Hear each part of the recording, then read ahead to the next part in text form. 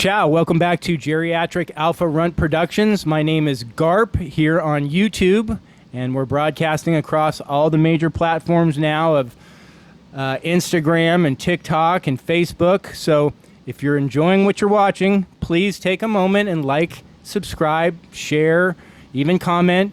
It really helps the station to continue to grow, and I'm not really sure what we're doing, where the end game is, but I do know that getting more subscribers is going to help us. So please, if you're enjoying what you're watching, help us out, will you? Today's the first show of the new year. Happens to be episode number 16. And I got my buddy, John Friedlander, here today. How are you, Bal? I'm doing great. Glad to be here. Good. I appreciate you coming today.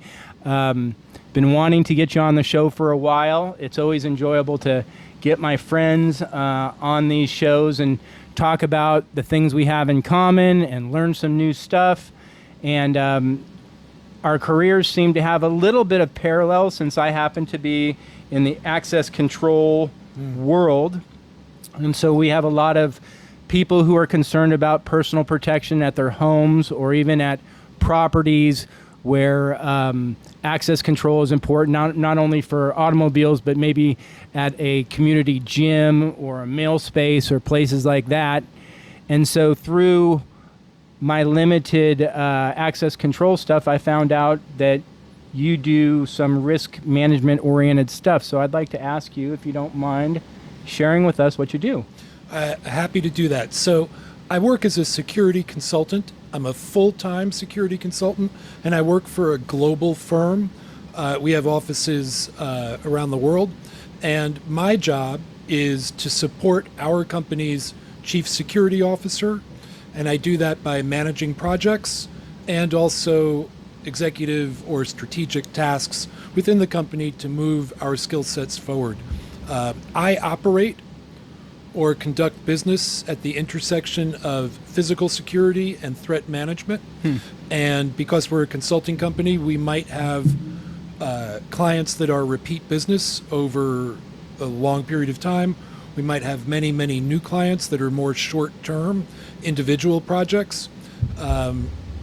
It's always a changing dynamic. So glad you mentioned access control. A lot of what we do is electronic security systems. We also do operational security, pure physical security, and as I said, threat management. But one of the questions I often get asked is whether it's a more modest location, like let's say a municipal library or a smaller school without a lot of capital funding for security initiatives, what should they spend their money on first? The answer is always access control. We want to deny unauthorized access. We want to keep the bad element, the harmful element out, and we want to freely admit those who are permitted to access the space. If we keep the harmful element out, and this goes even as far as airports, hospitals, schools, any nature of access control, if we keep out the harmful element, we have a much safer operation internally. Wow. I mean, boy, ain't that the truth? I mean, I hate to even go off on a tangent right now, but I mean, Please. I just have to, because I want to go where the conversation takes us, and I can always go back to square two, where I'm leaving right now. But so when you talk in access control, I mean, just in really, really basic terms, then do you believe that like tall walls or fences accomplish that? Or do you think that like when you talk in terms of access control, I mean, certainly you can do that just by the threat of having video cameras or something, but do you think that physical access control actually works? Absolutely. It sets a boundary. It sets a territorial definition. We often use CPTED, crime prevention through environmental design concepts, and boundaries are a very clear statement. They're also a definition of when an unauthorized person or an uninvited person is trespassing. You know, where's the boundary between common or public space and private space? And even in an office building, you might have mixed use on the ground floor. You might have a lobby and then an elevator bank, and then you get up to the workspace. And that elevator lobby before you enter a company's private space is still considered common. So where is the boundary? In a home, for instance, fence lines are great. because they create a barrier. They're also an opportunity to detect motion, to provide extra lighting, and also to keep even unfavorable wildlife out, much less the aggravated intruder. Interesting. So did you study this in college at all? Is this like a second or third career for you? Or, I mean, it's a really neat place to be, it sounds like. Most of the time, it's a lot of fun. I had the opportunity in my late 30s into 40s to go back to school to get a master's. And I hunted around for what I might want to do next. And I looked at a huge variety of opportunities, academic opportunities that would lead to careers. And I found, I was living in New York. I lived there all my life until I moved to Texas. I found a graduate school program at John Jay College of Criminal Justice, which is part of the CUNY system. I found a graduate program in protection management. And I did the right thing. I interviewed the department chair. I asked a lot of questions. I talked about my professional background, which until that point had been risk management in entertainment, mostly film and television. And I explained why I was looking to change careers and what I had interest in. And there was high confidence from him that I would not only be admitted to the department, but be a great candidate for future employment. And that's exactly what happened. When I completed the graduate program, one of my professors eventually hired me. My graduating class was spring of 2001, and the fall of 2001 changed everything in physical security with September 11th. Yeah. And September 12th, which was a Wednesday, I got a call from one of my professors who I had not known was the head of security at a very large financial firm. Anthony, he was the professor I worked hardest for because I dug what he was doing and his assignments spoke to me. And he just had a great personality. Other courses where I wasn't as engaged, I didn't exhibit as thorough a performance. Of course. And he became a mentor and a very close friend, and we're still in touch. I want to say one other thing about business, about networking. I made a lot of friends in those graduate classes. And one of the guys I sat next to for several semesters and later worked with under that professor and stayed in touch with, recently called me to come to work for him. Oh, wow. And I hadn't planned on leaving where I was employed. I had a good 5-year plan ahead of me. But he reached out, said, here's an opportunity. And I was like, I'm not really looking. And he said, my boss will be in Austin. Talk to him. See how it goes. You know, that 20-minute conversation turns into a 2-hour coffee and was effortless, right? It wasn't. Wow. Dream come true. It was. And why I'm going on about that is one of the things about graduate school is it's not so much what you learn, it's who you meet and how you understand how you perform in a higher education environment. A little off topic from where we were, but here we are. No, I love it. You know, it's the pearls of wisdom like that really, I think, resonate with people that are listening, because it's like it takes an intimate conversation, it seems like, between us, but yet so many people are going to get a chance to listen into that pearl of wisdom. I know that I've shared this before, but I just feel compelled to say that a really smart person once told me that successful people do the things that other people don't want to do. And it's like typical of so many analogies that you hear. You're like, well, what the hell? I mean, it's like so like an evasive, like blanket. So what does that mean? And I didn't have to even say that to him, because he followed it up with, specifically, I mean, successful people work late after 5 o'clock and work on the weekends. And I'm like, well, that sucks. I don't want to do that. Like, when I heard it, I'm like, well, you're right. And it's like now that I'm older and I'm 55, I realize that, like, it's so true. And people who are successful oftentimes have more than one career or one company or thing going on at once. So, you know, I love it when you talk about how connections and the networking and lifelong friends and people that you meet through different programs. And I mean, it's funny because even doing this small little podcast here, where your episode, I think 16, I think I said, I'm picking people that I want to talk to, because no one's famous. There's no celebrities beating down my roster to get on the show, but yet I'm trying to find people that I think bring something to the audience. So in doing your job now, going back a few spaces to where we were again, what's like a typical day for you? I mean, does that mean that you're getting clients who come to you and ask you to help them to mitigate risks in this new mansion that they bought on Lake Travis, or something? Give me a scenario so I can better understand.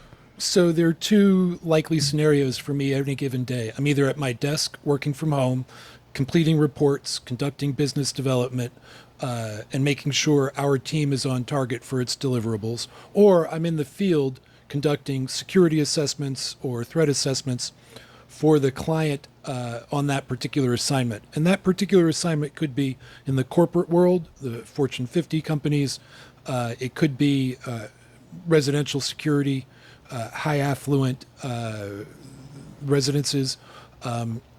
One of the series of verticals that I've been mostly called to lately is academia, closely followed by houses of worship, and healthcare. And healthcare has been predominant in security consulting because of the high rates of workplace violence, particularly patient on staff, patient on medical supervision, or staff on staff issues. But I'm either at home at my desk working, or I'm in the field on assignment.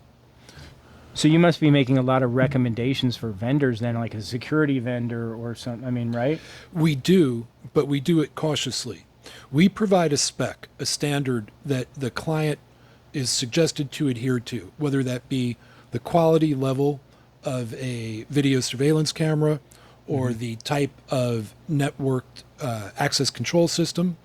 And we will pre-qualify vendors depending on the region, on the market. Some are very lean and some are very competitive.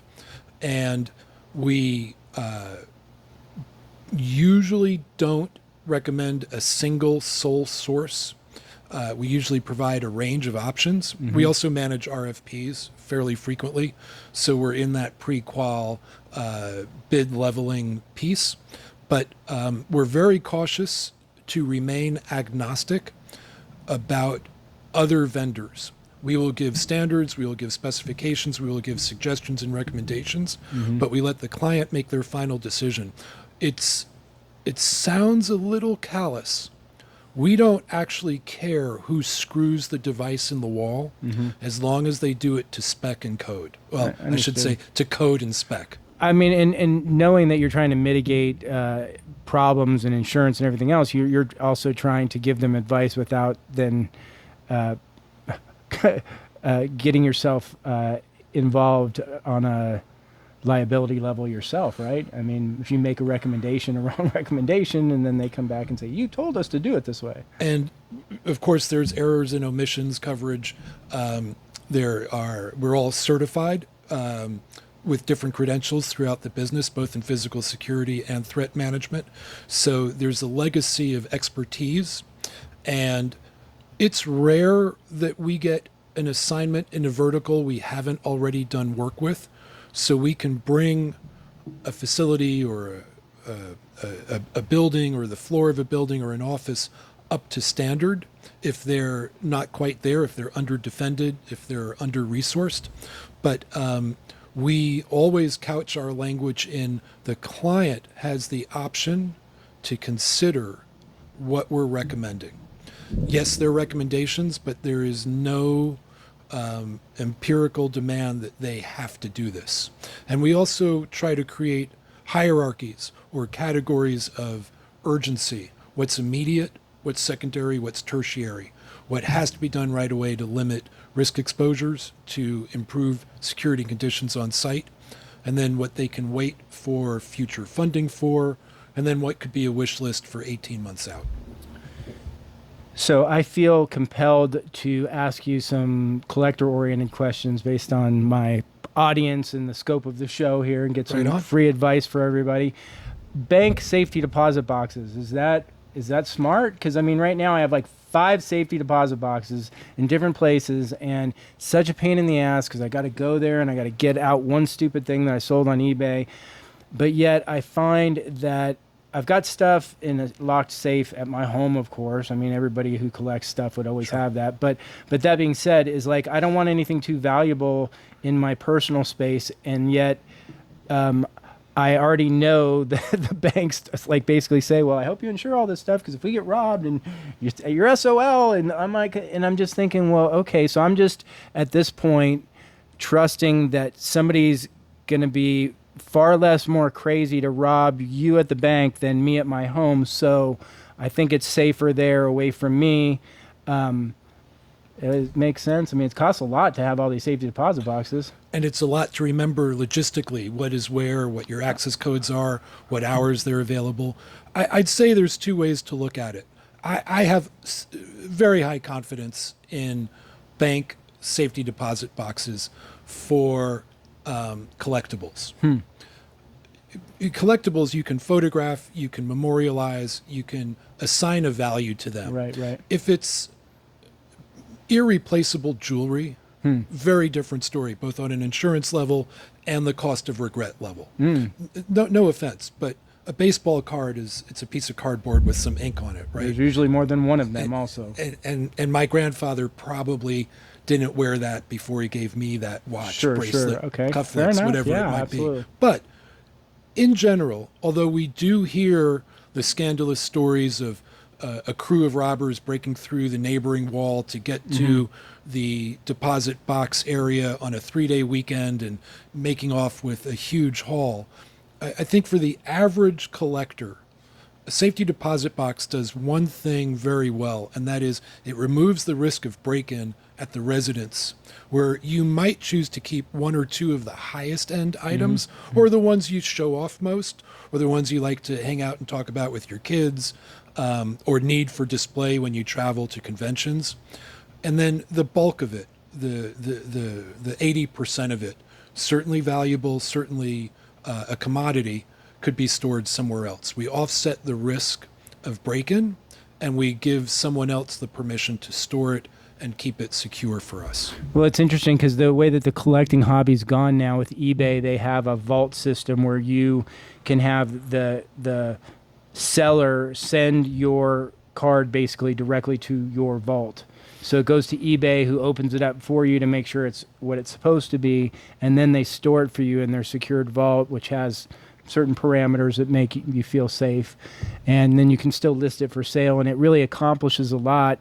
You don't really get to have it in your hand, which I guess if that's important to you, but just again mitigating some of the liability of having a lot of valuables on hand is really nice. Essentially, they're serving as a transfer agent.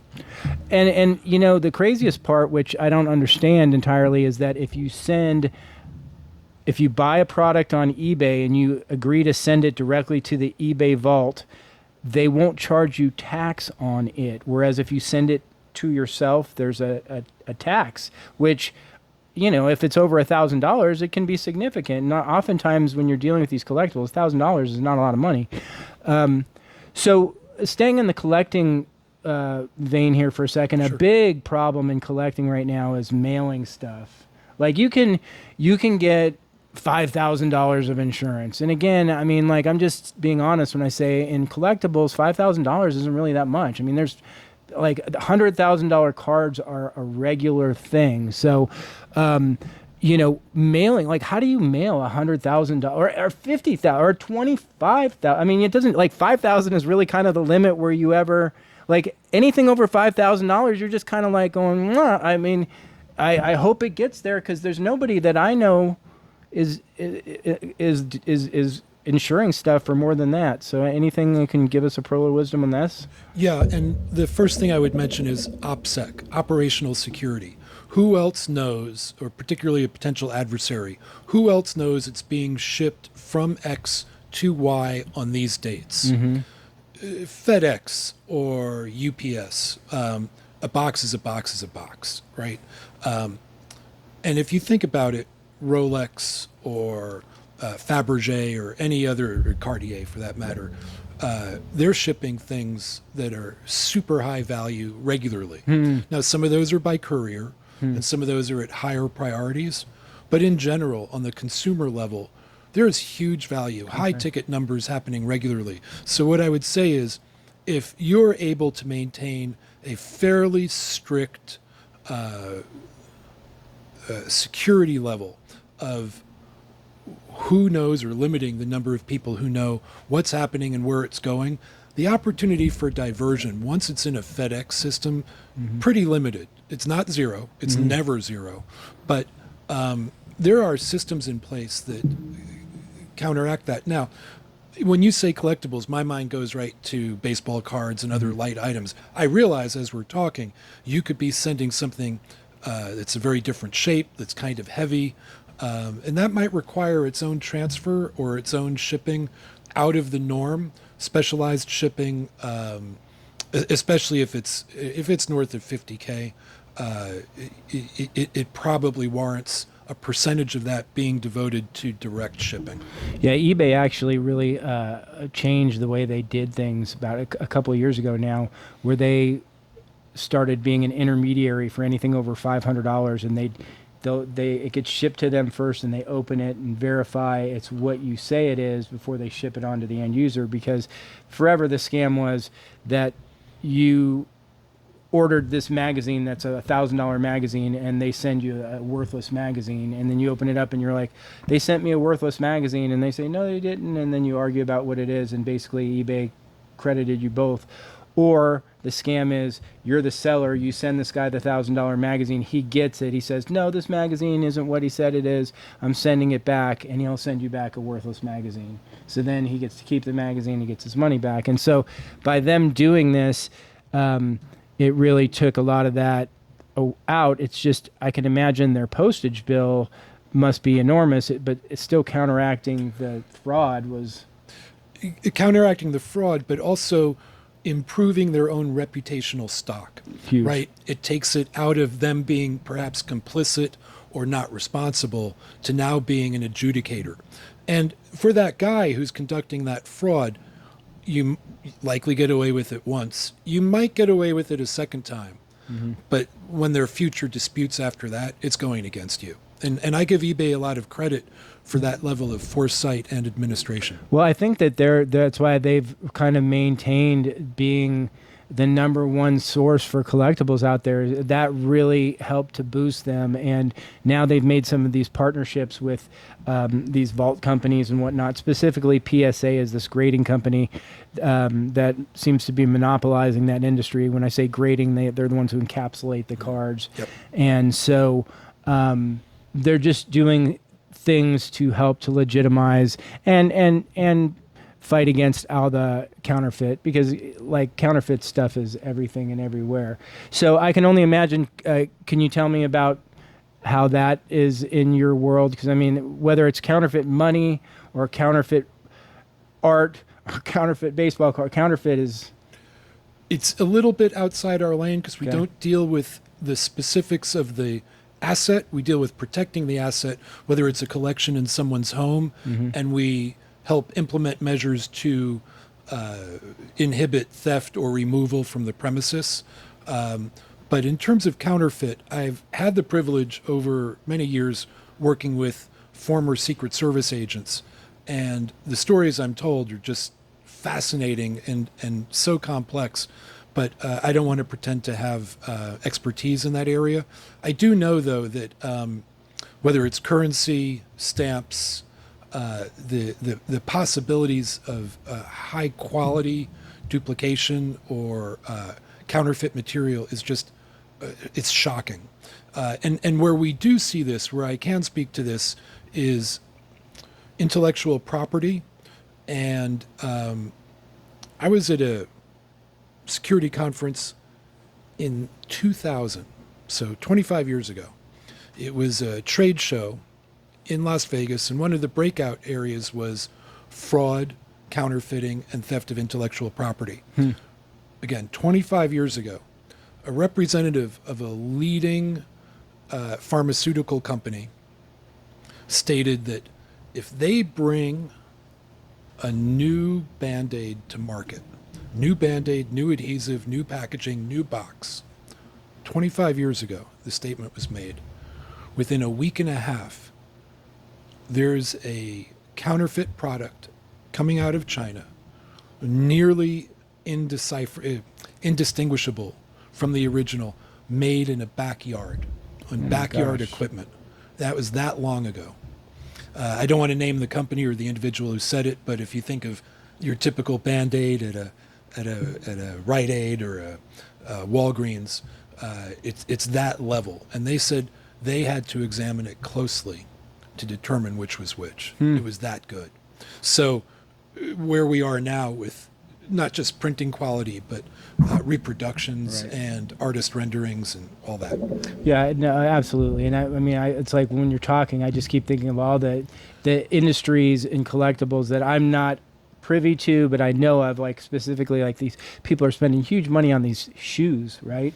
And there's so many are fake because the fakes are so good that a lot of times the experts are fooled by the fakes. And it's like, you know, I mean, obviously it just speaks to what you had said, that the guys are getting really good at counterfeiting. I would call out watches on that. I'm a bit of a watch freak. Right. I love the idea of a manual watch, an automatic watch on my wrist that I power. So much of what I hold and work on is digital, but a self-winding watch that's powered by me while I'm wearing it, that keeps me current.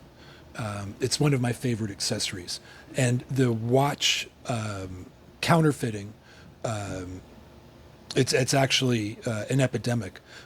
And I'm not talking about the guy on the sidewalk with a blanket full of mashed up cardboard and some high level. Yeah, exceptionally high level. Right. Yeah, I'm a fan of watching the watch shorts all over Facebook and stuff like that too. So, you know, I'm so tempted to get into AI and some of these various things, but I want to cut this section here. I think we had a really good section going into this one. I've enjoyed talking about this stuff, and please join us now for section 2 of episode 15. Or is it 16 we're on, Zane? Do you know? I think we're 16. I got to get it straight. I guess it's a good thing when you lose track. But nonetheless, you still got to like, subscribe, share, do all those good things that's going to help this station continue to grow. Come back and see us for episode 2.